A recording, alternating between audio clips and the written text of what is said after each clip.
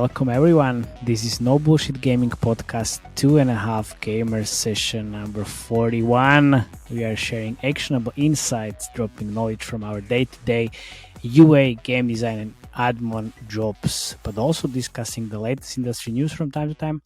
Having so much fun. But let's not forget, this is 4 a.m. conference discussion vibe, so let's not take it too seriously. And this is also not 4 a.m. this time, but a vacation discussion vibe, as you can see. And if you don't see it on the Spotify, oh, well, you can see it actually on the Spotify. Nevertheless, welcome everybody, and welcome. We have Felix Braberg over here, Jakub Remyar over here, and then myself, Matej Lančarić, as well. Over there. Over there? Yeah, over there. Over there with the fake background. Is it fake though? Yeah, Matej is sitting in his kitchen in Slovakia right now with his shirt off. Of course, yeah, exactly. Of course, you can actually fact check this because I recorded the Marvel Snap episode with Deconstructor Fun. So or maybe I did it as there as well. Nobody will ever know. It was a pretty nice one. Already listened to it. Like good stuff. It was super long though. Yeah, so, it was like but 1.5. Because you know what, product stuff takes time. I know. Exactly, because we discussed this after the pod. Like, okay, so it was 1.5 hours, and I said to guys like, hey guys, so I didn't want to interrupt you because it was super interesting. It was really interesting, like you talking about all the product stuff and the game design, and I had zero idea what they're talking about, obviously. But it was so great. I learned a lot. Definitely learned a lot, and it was nice when you were asking like what's drafting. So that was nice. Of course, man. Well, if I don't know something, I will ask. Yeah, of course. Like that's what we do. No worries. That's what we do. Yeah, and what we do today is except everything else, we also want to celebrate you becoming a dad, obviously, because it was a time when sometime that we didn't talk to each other, because last week there was an episode that the Felix was recording with Rafael, right? Rafael Vivas. From Rafael from Uplavin, and then we are here, so it's been a while. Yeah, it's been a while. People get kids in the meantime. Jakub. So much time. Yeah. Yeah, people having kids. Me moving my ass to Maldives. Felix, what's up with you? Oh man, a lot. It's been what's this thing they say in America? It's been a humdinger of a week, and everything was just getting ready for Thanksgiving, Black Friday, and now it's starting all over again for Christmas.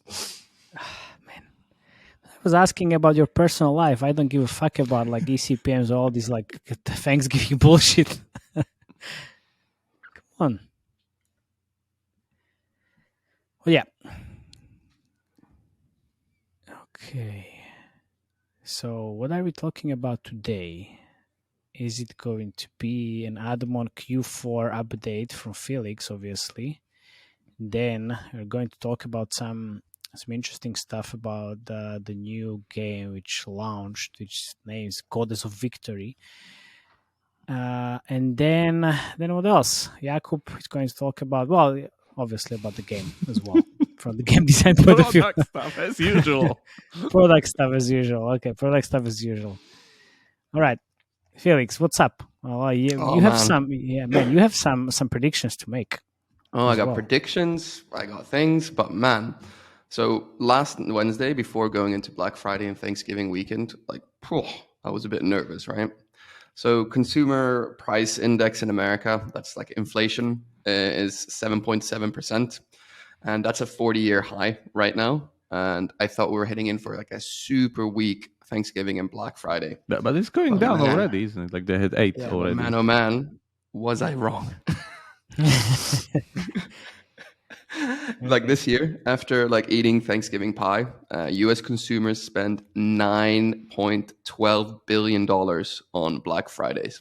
That represents a modest but increase of 2.3% compared to last year. Still an increase, modest one, but it's a very pleasant surprise. So, where's the crisis? Are you yawning, Jakub? Are you yawning? Yeah, I'm yawning a little bit because where's the crisis? Yeah, he is. people are spending like there's no tomorrow. We'll get there later, man. Of course, he's yawning. It's like 11 a.m. in Bratislava and Berlin. It's like midnight for him. Yeah, exactly. So, listeners right now might be thinking, wait, this is a gaming podcast. Why is Admon boy Felix talking about consumer spending and economics? That's because it's all related to ad earnings in mobile gaming. If we look a bit deeper on the numbers, the big winner of the Black Friday spend bump was mobile e-commerce. Mobile e-commerce on Thanksgiving accounted for 55% of US online retail sales. That's up nearly 10% compared to last year. And Black Friday reached 48% of online sales compared to 44%. So consumers now are spending more money than ever on e-commerce. Like they prefer to spend it on mobile instead of desktop. So good. So now this is where it starts to affect our gaming sphere on mobile. So marketers and UA managers are clever. They know this, so they increase their sales on mobile to like ramp up spending on branding and UA for apps. So the lion's share of all in-app impressions come from gaming. So what does the US consumer love to do after eating Thanksgiving turkey? They play mobile games. So in order to show their ads to people, they increase their spending while normal game ads are still running. So this pushes up eCPMs. Very basic, right? What that means, us publishers earn a boatload more money, and if everything's set up properly, right? So how much? So using a baseline for the week before Thanksgiving, I looked at my sample set of 19 million impressions, which were mostly video and US based. I saw increases in eCPMs in different games, and the increases were always between 3% to 25.40% increases. Pretty big spread. Yeah, very big spread. The delta is like massive. 3.14 to 25.4. I mean, those numbers, Felix, you always pull. I was like, man, it's amazing. I'm just looking at the Excel sheets that I've done. It's not free from 3 to 25. It's from 3 to 0.14 to 25.4. We are super concrete, very exact. I love it. Yes, right. Our listeners come here for concrete facts, not wishy-washy predictions, right? 100%. Yeah, where you pull out numbers from Felix says it produces decimals. That's just how it is. Right. Exactly. So, okay, fine. So back to some context here. Like an increase of 3% in the US eCPMs should not be considered like a big win on the Admon side. What? You had 3.15% in the notes. It's so 3.15, yeah. Yeah, so why I changed the prediction. I changed the predictions now to like accommodate for your guys is giving me shit, and now I'm getting shit for changing it. Didn't last long. I missed Matej when he was in Slovakia. Maldives Matej is more difficult. Oh yeah, all right. It's more mean. So, of course, 3.15% increases in US eCPMs should not be considered like a very big win, like on the Admon side. So what's up with the big delta in these increases? So it all comes down pretty much to the networks that you're using and how they interact with each other and what mediation you're on. So if you dive deeper into the data, the Admon trends that I see, and by the way, I'm going to name some network names here, and I'm already dreading this because I know I'm going to get goddamn emails from these networks complaining and trying to disprove this with some kind of data. Look, these are what I've seen, and these are the conclusions I've made from my data set. Don't complain. So out of all the gains, the biggest gains in eCPM I saw were always on max mediation. Gains here were between 6% to 25%, and the mean increase value was 12% increase on eCPMs. So the 25% eCPM increase, which was the biggest increase I saw, was on max, and it was driven by a combination of these networks. It was AdMob, AppLovin Biddin, AppLovin Exchange, Digital Turbine, Amazon Publisher Service, and InMobi Bidding. But really what happened here, it was really clear that AdMob had the biggest spike on demand, like out of any other network. And basically, the companies that were in the best situation were like gaming companies that had networks that could force Admon to increase their eCPM to maintain like kind of their share of revenue. So that was like the key driver. So results on Admon mediation were a bit more meager, according to my sample set. The issue here generally is that on Admon mediation, the Admon bidder always takes up at least 50 to 95% of the share of revenue in mobile games. And despite what other networks you kind of add. So what happens if you're on Admon mediation is there's no other networks really to force price up in a meaningful way. So results on Admon mediation was that eCPMs increased by somewhere between 6 to 9%. So iron source mediation here was pretty much like the smallest part of my sample set, like sample size. So it was quite small, but the sample size showed like a very modest increase of 3 to 9% on eCPMs. And I'm not sure if this was like overall because, I don't have that many impressions to look at. But the key networks also that the games I had on here like missed a lot of the networks that drove a lot of value on Max. So we know that Black Friday and Thanksgiving weekend is just a tiny like pre-snack for what's to come, and that's Christmas. So looking at the data from last weekend, my top ad monetization tips for Christmas is you need to add networks that force and compete with AdMob to increase their eCPMs, because that's where the majority of the demand is going to come from. And a lot of e-commerce and branding spend seems to have been driven by only a couple of networks. And in particular, these networks that you need now for Christmas is AppLovin, Amazon Publisher Services, Digital Turbine, and InMobi Bidding. And these networks compared like together force AdMob to push up the prices, which drives a lot of value for you as a publisher. Oh, wait a second. So, you need to add networks that compete and force AdMob to... So which ones? Or how do I know? I just said it. So just say it. Add these.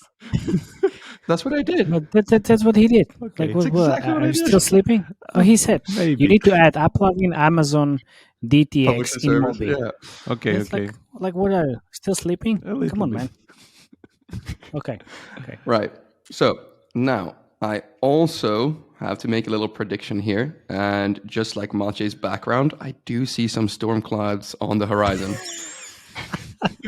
So I think eCPMs in Q1 are in for a hell of a goddamn hangover. And why do I think this? So if we dig a bit deeper on the Black Friday, but Black Friday numbers, like a lot of these purchases that were made using buy now, pay later companies, which saw their revenue increase by 72% in the holiday weekend. So buy now, pay later is, of course, when you finance your purchases over time and you pay interest, which means that now, as rates are increasing, these goods will be more expensive and cause consumers to have way less money to spend. So get ready for a lean Admon Q1.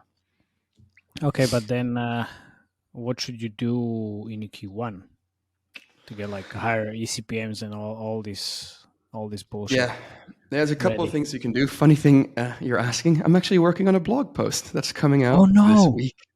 Covering exactly that, and I'll post that later, and we can talk about that in the next session, because I know you guys want to talk about your new waifu game. Of course.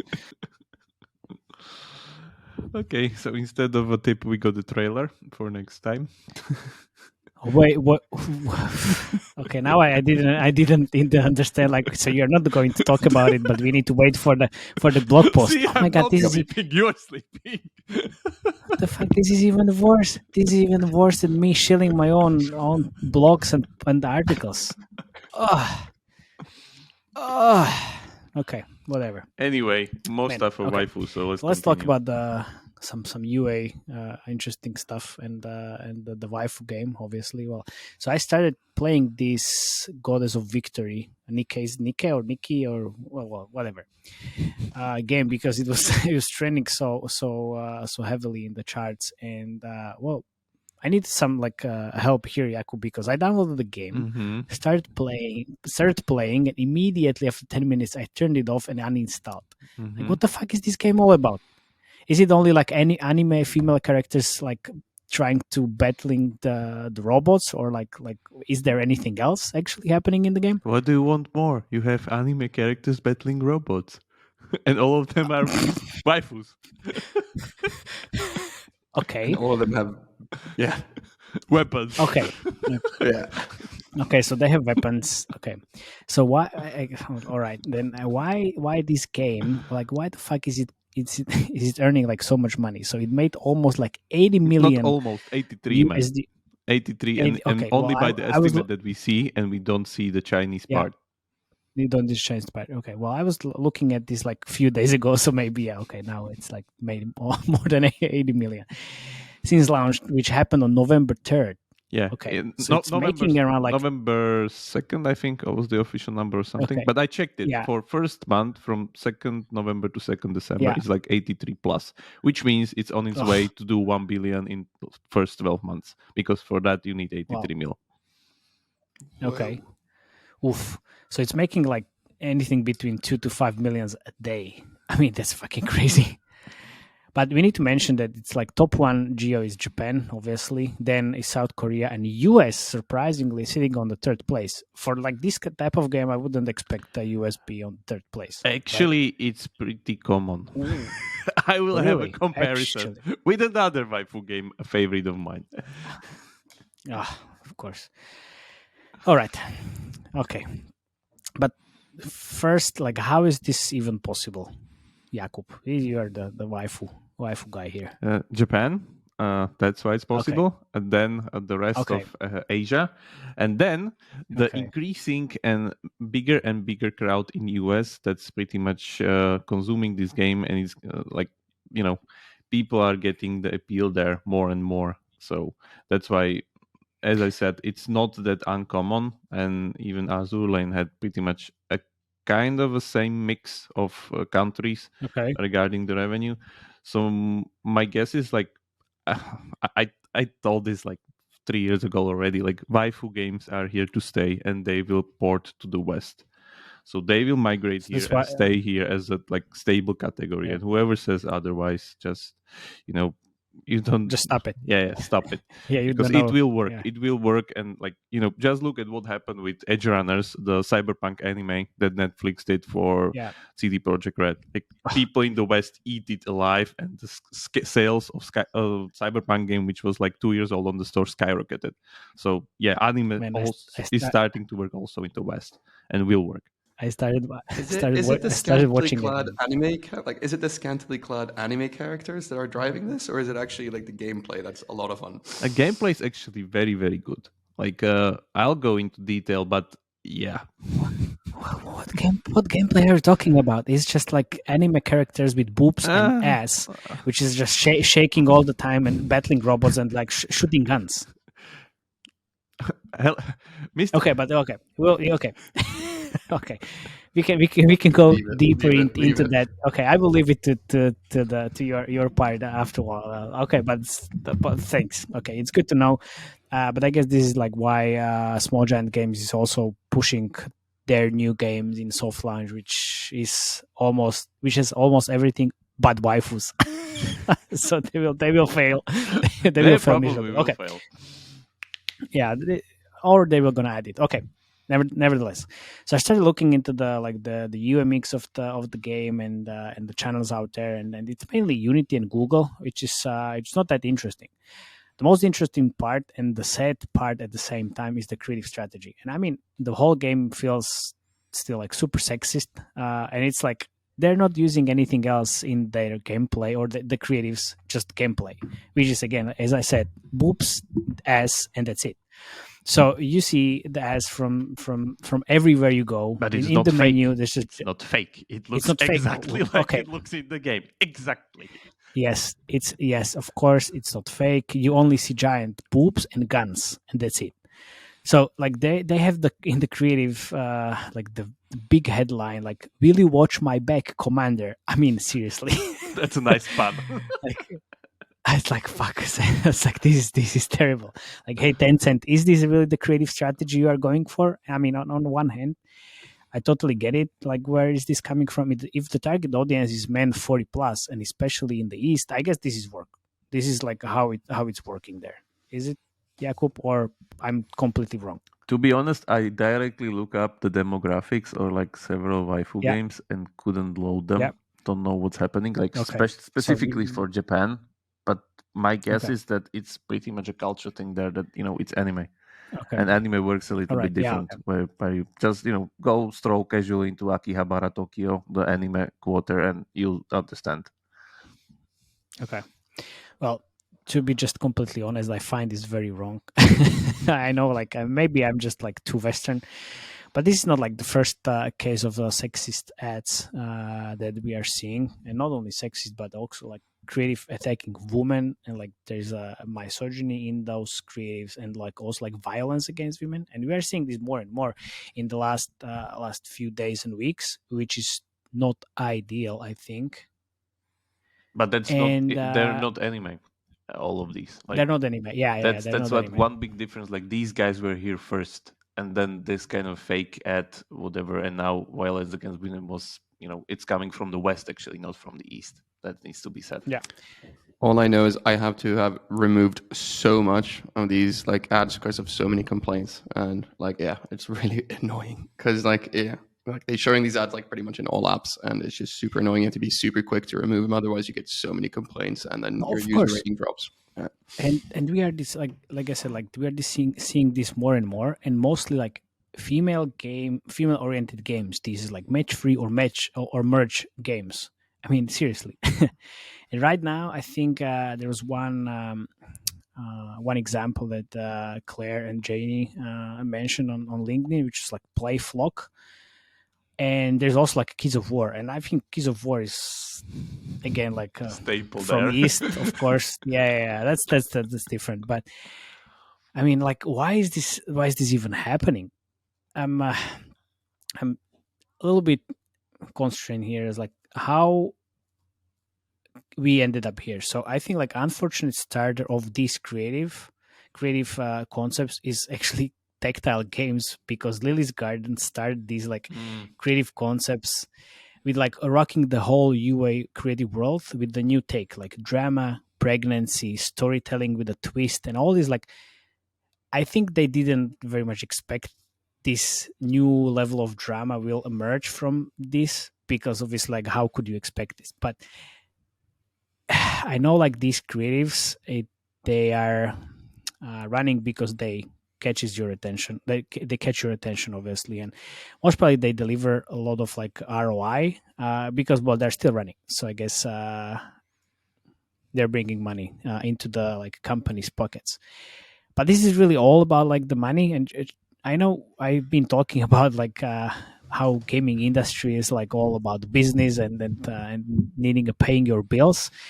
But I think there should be a point where we, as an industry, just draw a line, because money is obviously important, but should it be important, more important than everything else? I mean, I'm pretty sure that you can find the ways how to produce creatives in an ethical way that don't show, that you know, to drive positive ROI.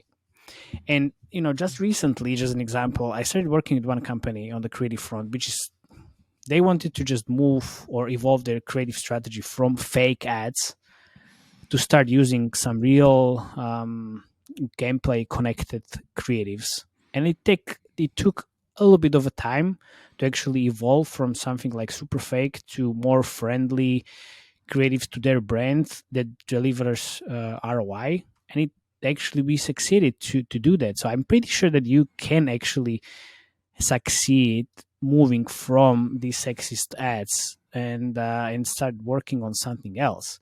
And also, you should just stop it right now. I mean, it's ridiculous. Fake ads are one thing. They're fake, they're misleading, but at least they're not attacking women, and like it's not misogyny all the time. So hey guys, if you want, I will be doing free creative work for you for a year if you stop doing it right away. So just ping me wherever on LinkedIn, here on my email. Just stop it right here. It's terrible. So please. The question is where was I? The question is again, what thing will break the camel's back here? Because we'll be talking about this for years, and I know nobody cares that much where butlers are getting drowned into lava or whatever the pink creatives were. Of course. Now, because the rules are that there are no rules, that you can do whatever you want to show in the creatives. It means that at some point we'll hit the lowest denominator where somebody pays attention. I know. But what happens afterwards? Because I still don't, or let's say, can't imagine the process of enforcing anything upon this. No, of course. It won't be enforced because Facebook and all the UA channels, they're making money out of this. So they don't give a fuck. But we as an industry, we can just say hey guys, we care about how our company brand looks like, and we can commit to some ethical ways how to do creatives. And obviously, I really care about ROI and everything. But this is just out of the question. It's terrible. Yeah, it's definitely so it's pretty much getting to the lowest denominator. My guess is next up will be even worse if nobody happens here. So no, it's a race to the bottom. It's going to get worse and worse, 100%. Like it has been in the last couple of years. It's not going to get better. Yeah, exactly. So it's we at least what we can do is just talk about that and try to stay away from it, and that's it, I guess. But it's really unfortunate how we went from the storytelling narrative, Lily's garden pregnancy creatives, and we ended up here creatives that suggest rape and attacking women as come on. What the fuck happened to the companies? That's just wrong on so many levels. Yeah, it would be great if there would be some kind of functional enforcement here that, let's say, even normal guys wouldn't need to kind of care about. I think that's where we're heading towards. That's where it's going to end up. Yeah. Well, all right. Yeah. Let's move to something more. Rant over. Yeah. Okay. Okay. So you can move to your waifu explanation of why the fuck is this actually working, because I'm super interested in hearing that. Yeah. I'm gonna do a little bigger roundabout here about what's this. No, come on, just don't do super long, super long, boring. Should have gotten another coffee. Oh, no worries. It'll be swift, but okay.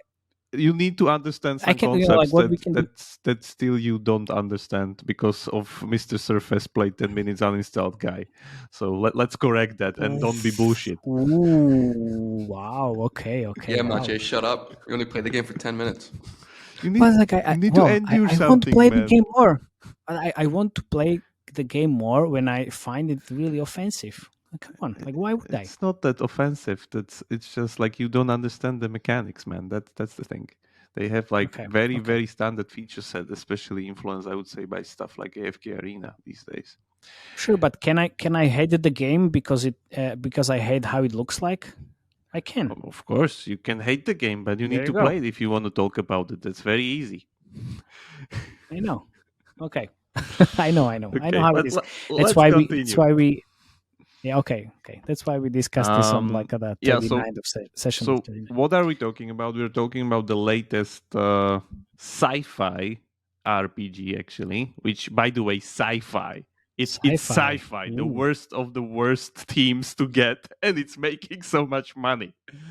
So just saying, it looks like something between a cyberpunkish end of the world mecha post-apo. You throw there every niche of the niche, and the Venn diagram just gets super small and still makes so much money.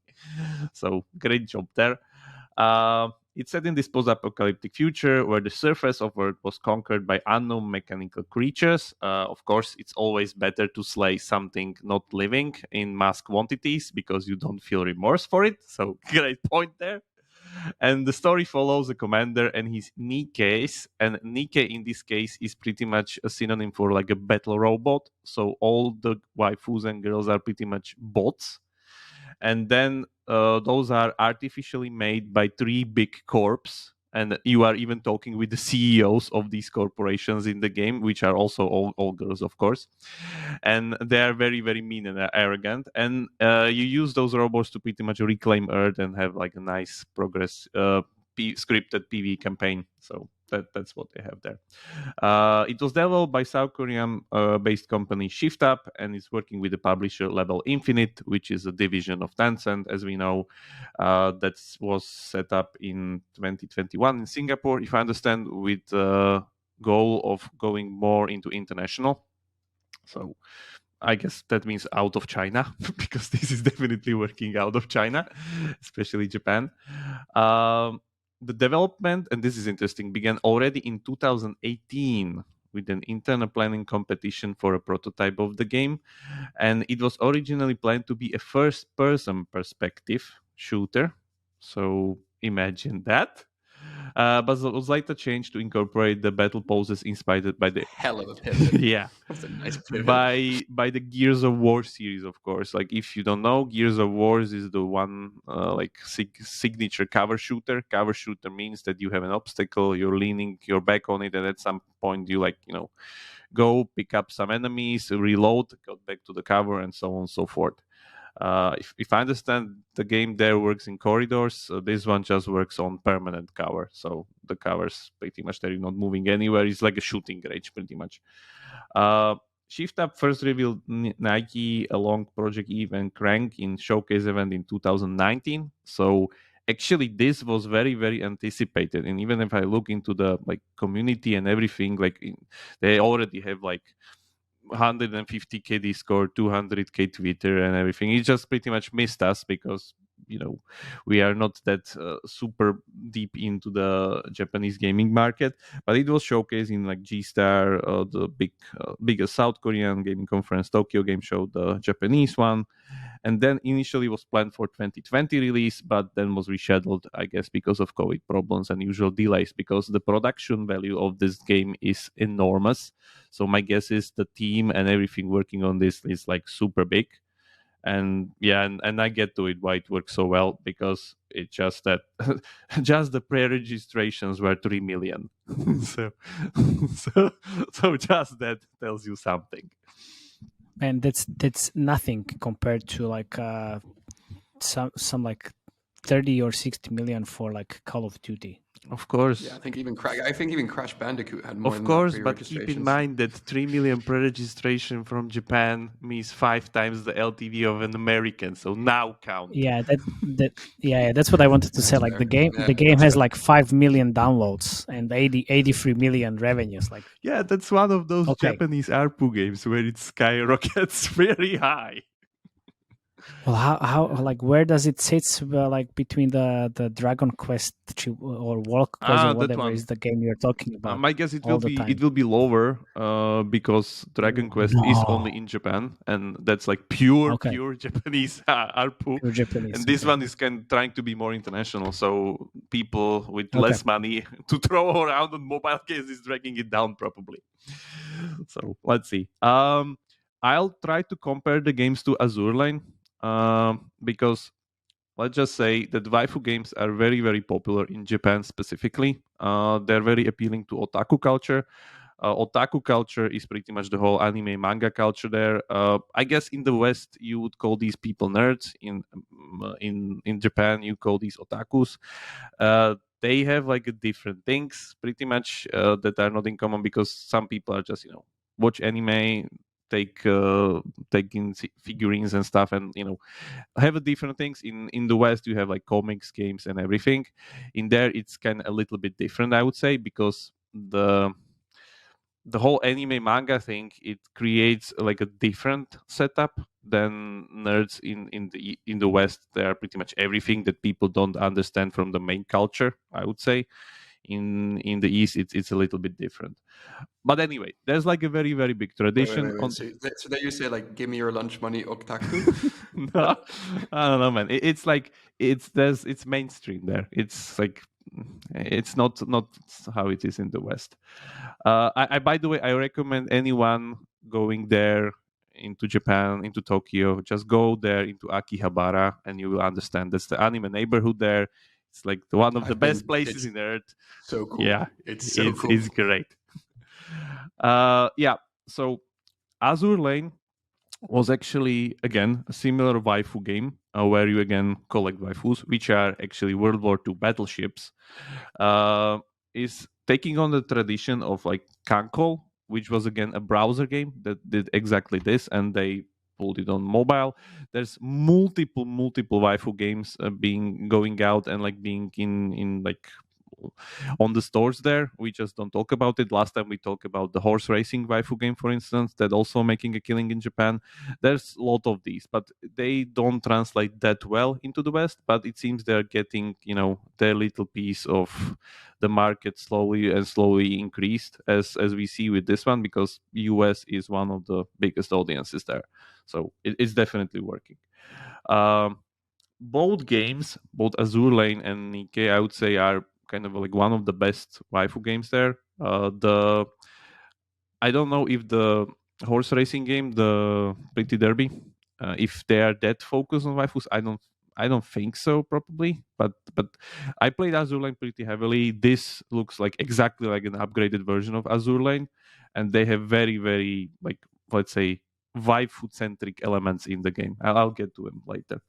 But like the typical thing of a waifu game here, and pretty much the feature set is pretty common, is that they both have scripted single player PvE campaign on repeatable and or pretty much like different difficulties that you can stroll through. So like a lot of content that you need to eat, and that's like typical for an RPG game. These guys are also like amplifying it by their story narrative, and this is very, very important. Like usually if you have something like story in Raid Shadow Legends or AFK Arena, it's kind of non-existent. It's like nice to have or something. Here it's like a completely different level. The game's fully voice-overed in both English, Japan, and Korean. Of course, anime people will always vote for Japan, because like having anime with English dub is just sacrilege. I'm sorry.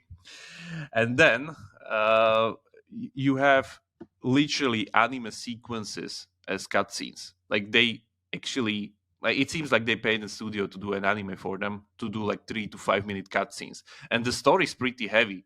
Like you start the game, and in first 5 to 6 minutes, you ended up in a cutscene that you will need to pull the trigger and kill off your tutorial guide directly into the head, because she got corrupted by a virus or something, and she needs to die. And blah blah blah. It gets pretty heavy, but it's great. Like the production value, outstanding. There's like a full-fledged anime comes into the game at some point, and you continue.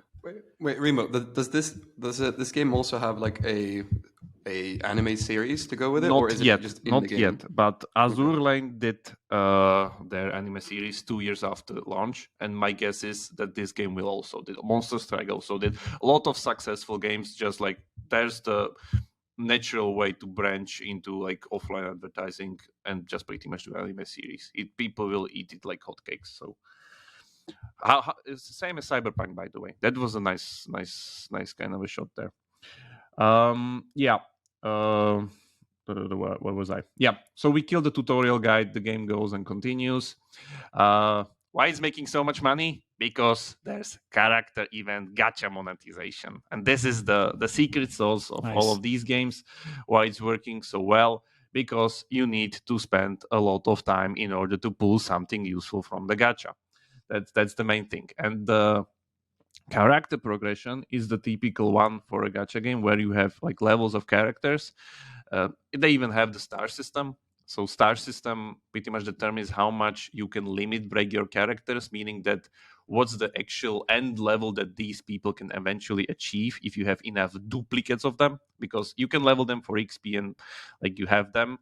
That's great, but you need duplicates of them with the same small chance to get. So the system is greased really well in a way that you need to pull more and more stuff from the gacha. There's the typical temple that people go here for, which guarantees a little bit of like some kind of guarantee that accumulates. They even have like the typical wishing list feature, where you can actually wish list stuff on your gacha, which will increase the chance that you get something that you wish listed a little bit, just like so you can keep your list. And the main thing is that there's multiple pools, and this is the secret sauce between the whole system, that you have like 5 pools immediately. You have like standard pool, then you have the social pool, for instance, with like shitty characters that you get from helping people on. Well, I have the pool behind me as well, but I guess that's different type of pool. Yeah. Pointing at his sink in his kitchen. Yeah, because that's a background. That pool doesn't make that much money, I would say. Well, that pool makes a lot of money. That pool, yes, but that pool, not. Anyway, the key here is that you have characters that come and go with these event pools, and the only way to get them is pretty much to draw them from the pool with chances like 4%, less than 4%, 2%, like very, very small chances. So you need literally hundreds of tries to get these in order to pull. Like, it's pretty typical within these games to even re-roll them. So you start the game, you play until some kind of a mark, and if you didn't get like a good character from that point for the free currency you were given, you restart. This is normal practice within these games. So it's all about the gacha. Gacha pretty much paces everything. You want these characters because they not only increase your power regarding player progression, because they're very good, and the event ones, the ones, for instance, now they already switched like 3 or 2 characters that like come and go, and I cannot get them anymore because they were just in that event gacha. Is that they're waifus and you want to collect them anyway. That's like one of the biggest power of like a waifu game, that if we compare it to something like Empires and Puzzles, which also have like this very, very heavy gacha monetization, you don't really need that collective aspect there. Like what you need like roles being placed on your team. So let's say I need a fire mage, I need a fire tank, I need like this guy from that gacha. Okay, I can wait to get next one. But here you actually want to get the specific waifu because she has the full voiceover. Because of collection? Yeah, it's like collection. Okay, it's very, very heavy on the actual collection. That's the powerful thing about waifus. It's really powerful, and I'll get to it later why you want to have these waifus specifically, because you can do other things once you have them, which you cannot do within the normal gacha game, especially in the West. Also, even in the East, like for instance, Monster Strike. There's also like very, very, very good gacha game, but they don't have any waifu features, and you cannot do things with the tokens from gacha that you can do here. So that's there. On top of it, of course, is an Asian game, so it's very, very feature heavy. So it means that it has very deep power progression layer, very, very deep. It means that we have character levels that we need to exp up. We have limit breaks, which means we need duplicates of characters to pretty much unlock their level. We have skill upgrades on each character. We have equipment slots, 6 equipment slots on each character, and the equipment can be upgraded itself. And then on top of it, of course, we have the skins. And skins in waifu games work much better than skins in normal non-waifu games. Let me tell you just that. So that's very, very... Why is that? Because you want to collect every and each of a skin you have in the game. You want to buy new clothes for your waifu, man. That's very easy. Okay. You want to see the different looks, huh? Okay. Yeah, and keep in mind that here the skins are mostly for you. Usually skins work as a social status for people to show off, but here you want to have them.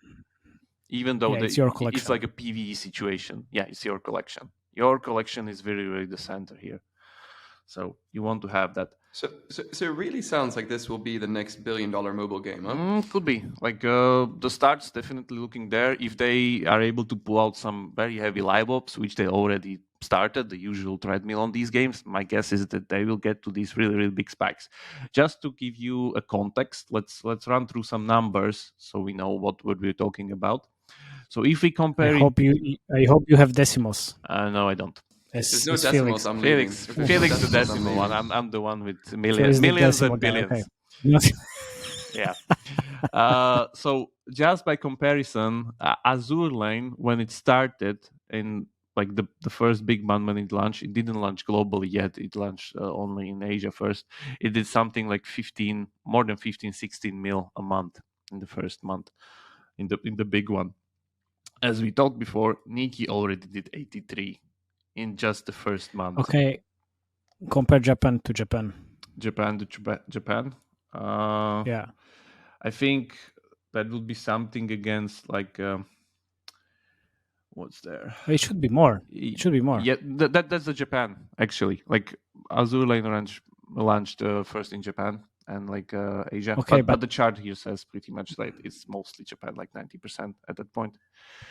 So, sure, but then like Goddess of the Nikke game is like Japan, then South Korea, and then US. So like how like Nikke if you want to compare apples to apples, then you know Japan. 48 for this first month. So it's 40, 40 mil. Okay. So it's 40 mil out mil of the versus 15. Yeah. Okay, yeah. That's what I want to hear. So it's even fucking crazy. Yeah, it is. It's even bigger in Japan. Mind blowing. My guess is that's anticipation, because I guess for some of these games the delays actually went pretty well, because there's like everyone was delayed, so there's not that much to play, and these guys were pretty much hyping it up really, really good. And they, the pre-registrations, like I know 3 mils, but also the Pretty Derby. They were just delaying everything, same and then scenario. That's delay what worked. After delay after delay, and then the rocket success. Anime series, anime series, and everybody was like super eager to play, and then they exploded. Yeah. Okay, so that's there. But as I said, like Azurline currently makes in those spikes, the usual event-driven events or whatever periods they're running there, something like 8 mil. And it was launched in 2017, so it still makes a lot of money. If I counted it right, it did like 560 million altogether for all of the apps in China, Taiwan, South Korea, and I don't know what I'm reading this. I'm sorry, but pretty much the whole bunch did like very, very, very good, and we still don't see the Chinese revenue from Chinese stores, which I guess that's the thing. there. That's the thing. Yeah. So, but if you look at the whole pie chart of Azurline throughout these, like all years from 2017, 59% of revenue is coming from Japan, 16 from China that we see on these sites, and then third place is US with 11%, 55 million. Okay. And afterwards, you get the usual suspects such as Taiwan, and then Germany, and some kind of other countries. But those are like 1 to 2%, kind of small. If you look at Nikke, it's already. I don't think it's Nikke. Yeah, Nikke. Nikke is okay. Let's do that. Nikke is a different company. You can buy clothes. Yeah. So trainers. So for the latest one, Japan makes like 50%, South Korea 20%, and then comes United States at 16%, which I still think is pretty high for like a Western-based audience, followed by Taiwan, Hong Kong, and Thailand. So not Germany yet, but US part is still pretty big. I guess it's also because they already have like an English dub in the game. I know I said it's sacrilege, but I guess it works for English audience, at least the one that's just getting to this game. And it's like, man, it's literally like being in an anime. There's like dialogues and shit after every encounter. There's anime sequences. There's like the gameplay, the map, everything. It's very, very, very good. Like if you're into anime and stuff, this is the game for you, definitely. And I would say maybe. Yeah, I can see it on your face. I can see it on your face. You enjoy quite heavily. I didn't have that much time because son was born, so I had to let's say balance a little bit. But yeah, Remoson. Yeah, Remoson. Remoson was born. Yeah, but the thing is that my guess is, and we already saw it. We already saw it with Small Giant. Like these game concepts are getting into the West. They will get into the West eventually. As usual, all the trends are coming from Asia to the West, somehow adapted and works here well. So my guess is we'll see more and more of these. As I said before, I stand by my prediction that the Small Giant game will not work or will have a much lesser impact if they omit the waifu element completely. My guess is that, I'm really looking forward once we see like a true Western waifu game with even the Western art or some kind of a features that will be kind of typical adaptation for Western audience. But this is still. But will it be waifu if it's a Western art? We'll see. Because you already have those like Game of Sultans and stuff like that. That kind of looks a little bit King's Choice, wish, let's say. Wife wish. Okay. But yeah, let's see, because it works a little bit different there. But it's I would say the closest we have in the West regarding this category, and it works also pretty well. So let's see. So these were the numbers. Again, as I said, like more than 84 mil in the first month. That's really outstanding. Continuing on the feature rundown, the core gameplay is the typical, very easy to control, but super deep to min-max. I know it looks like easy. There's, of course, like auto combat, semi-auto combat, where they will use abilities on autoplay and you can still shoot and aim. Azur had the same, again, like fully auto combat, but at some point the AI is not good enough to carry you over the boss encounters. So you need to take helm and like actually, do your stuff there. I know it looks like very easy, like there's nothing there, like, but actually there's very, very kind of more than meets the eye regarding like what you need to do. Keep in mind that all the waifus have different weapons and they work completely differently. So if you're like attacking something with a shotgun, sniper rifle, rocket launcher, or even an assault gun, the whole thing kind of switches. There's an order that you need to use their abilities within this kind of a combo that they have there. It's kind of very typical with like Azur. With Azur, they have this like very, very hardcore pretty much setups where you need to count the seconds where aircrafts come from the carriers, and you need to count it down so you have enough strikes so you don't deplete your seconds on like non-compatible ships, and also the ships where you pull the guns of the battleships. So you need to time it right, which means you need to give them the right fighters for every ship so they can make as much sorties during the level. Okay, Mr. Otaku, or what the fuck was the name? This is game design. Nerd. I think it was nerd. I think it was nerd, mechanics. Right? Nothing else. Vectors and mechanics. This is fucking systems and vectors. Something interesting. What I'm trying to say is it's still really deep. If you get into it, it's very, very deep. It's actually pretty hard, to be honest. So don't disregard it as like, they just slapped a bunch of waifus on random shooter gears or core gameplay and it works. No, it won't. It's just very, very thought out. No, it sounds deep. Of course, I couldn't deep. Get into you just this. Didn't see it. I couldn't get into that level of fucking deep game design. And then they have the full feature big rundown. They have like the idle generation feature that you need to come every 12 hours and pick up. They have the character timer lock for rewards, where you pretty much need to send characters on missions that will lock them, which means you need to have more of them in order to use them. They have the dorm room outpost feature, where you have pretty much like a poly pocket. Haven't seen the decorations in Goddess Nikke yet, but Azur had that. Quest system directly pretty much taken from stuff like AFK Arena, the daily, weekly, monthly challenge, everything. A lot of additional modes. Like they have even this rogue simulation that's pretty much really similar to Labyrinth feature for AFK Arena, where you go from battle to battle and you grow stronger and stronger, which you need to like pick 3 abilities in between when it rings bells, of course. People know. Scale difficulty tower, very heavy live ops tied with these event gacha pools, and very, very heavy economy. You have pretty much 4 inventories with different materials and everything, like lots of things to spend on. That's very, very easy. But let's get to the differentiators within the waifu features, because this is the real thing. No. Yes. So what Azur has, let's do quickly, please. Azur has is that you have this kind of a dorm room where you have 5 battleships that they pretty much take on XP even when you're not there in the game, and you need to put fuel there in order for them to consume, because they're ships, of course.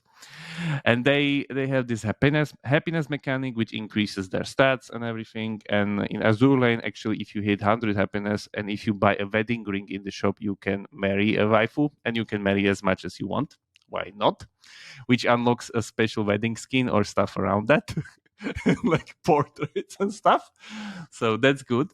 But Nikke, they don't have this marriage mechanic, but actually they take it to another level, where you have like a fully fledged WhatsApp that messages you with all the waifus. You have like separate chats and group chat. Like they actually casually message you with like a group chat discussion, and you can choose within a story segment the thing, like you would have like episodes and choices built into the game pretty much. And nice. So this is like retargeting pretty much. We haven't finished yet. That's like casual WhatsApp with waifus. That's one thing. But the other thing, and this is, I haven't seen it yet, advice mechanic, where you actually can go and advise the waifus like what they should do and like take life decisions. For instance, I have a one that's like a hip hop singer or something like that, which she fired her manager, and I'm now her manager, and like stuff around that, and she has troubles within like organizing concerts and stuff. So of course, if you are her manager, then of course she has troubles with organizing concerts. Man, her happiness mechanic is definitely no not. worries. No, I'm not sure. But the thing is that mine is started with Tamagotchis and now we're here. here. Yeah, but yeah, it's full-fledged Tamagotchi and it's monetized. That's the thing. So the happiness, the bond level here increases their stats kind of heavily. That's really good. But the other thing is that in order to increase the bond, you either have to advise them, and you can advise 5 times a day, and you have the whole inventory of the whole collection to choose from who to advise. The bond level also unlocks episodes of new story within each of those. So, more relationship status, more story for you, more focus, more attachment. And then if you don't have advice, you depleted all those, what do? Of course, you buy gifts, which are consumables, either given throughout the game or sold in the shop. So that's on top of it. And then, of course, skins. Skins still very light, I would say, but these are like one of the main drivers of the liveops here. So they will be added pretty heavily into the game, I guess, later down the line. But just, I think last week or this week, they added the new pool with this girl that I forgot the name, but they had like a new special anime sequence, like 4 minutes one just for her, where she pretty much like picks up the courage and then does this like whatever laser chain gun sequence where she destroys everything, and she's super OP in the gameplay, and that's the usual thing. Like the best thing in the event gacha is usually very OP. Everybody wants to have it. So yeah, their live ops is not taking time. It's already there. It's fully fledged, and it's making those big spikes. And this game will be driven by those big spikes from event gachas. Nice. So that's there. Nice. So I would say this is the next level of like a waifu game. Especially the WhatsApp thing really, really got me, that I haven't. Oh, that's amazing. Like I think it's from those games in China, the Love and Producer ones, and where pretty much like you have like multiple boyfriends and they integrate with WeChat and stuff like that. So I guess they took a hint from there and put it here into the game. So it works great. It's like, yeah, it's amazing. And by the way, you can play the game not only on portrait, you can even switch it to landscape 60 FPS if you want. It is possible. And I'm playing it on emulator like this, which means you can see a much bigger playing field than the combat field. Of course.